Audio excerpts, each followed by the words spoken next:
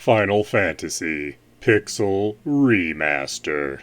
Released in July of 2021, retailing for $11.99 on Steam and various cell phones. This is another in a long line of remakes of the original Final Fantasy. It fixes a number of glitches that existed in the 8-bit original, and modernizes certain aspects of the original. However, what was changed to be more modern and what was kept original is a bit strange.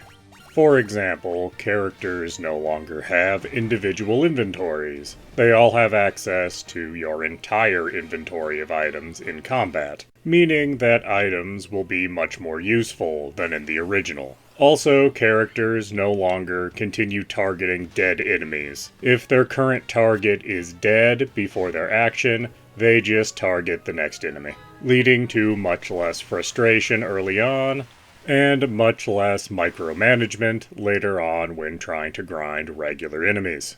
But at the same time, they chose not to update how spells work in the game. So there are still 8 levels of spells, and each level of spells can only be cast a total of 9 times.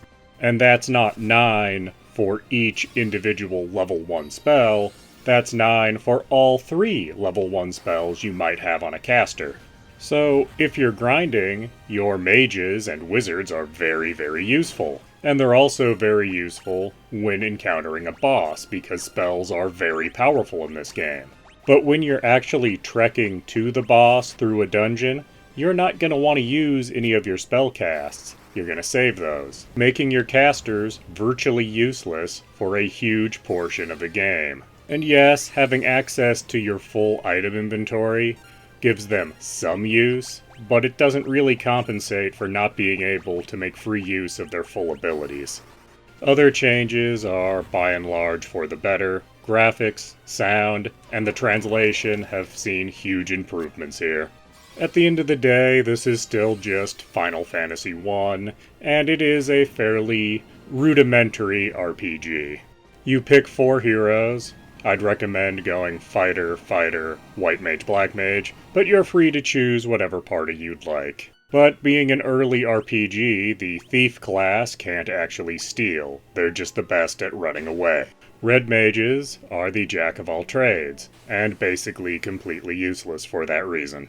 They will never hit as hard as a Fighter or Monk. Their spells will never be as good as a dedicated White Mage or Black Mage. But anyway, pick your party as you will, and then you find yourself in front of a castle in a town, and you need to go save a princess. And no, that wasn't an original idea when this game was first released back in the 80s. But once you rescue her, you find out that you need to go fix the 4 elements by killing the 4 elemental fiends. You'll get a boat, and later a flying boat.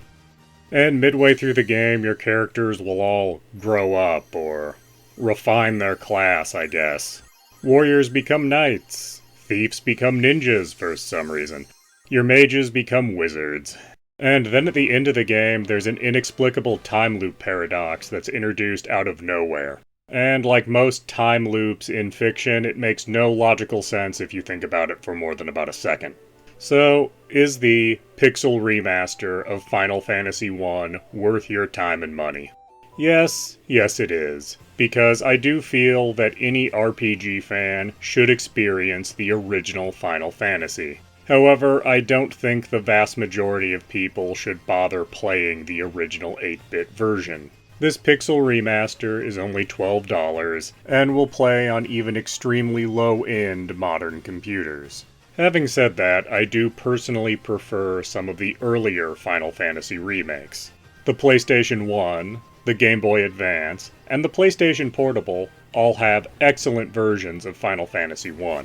However, they are going to be a lot harder to track down at this point than going onto your cell phone or going onto Steam and paying $12 for the Pixel Remaster. So, for its convenience and cheap price, I absolutely recommend Final Fantasy the Pixel Remaster.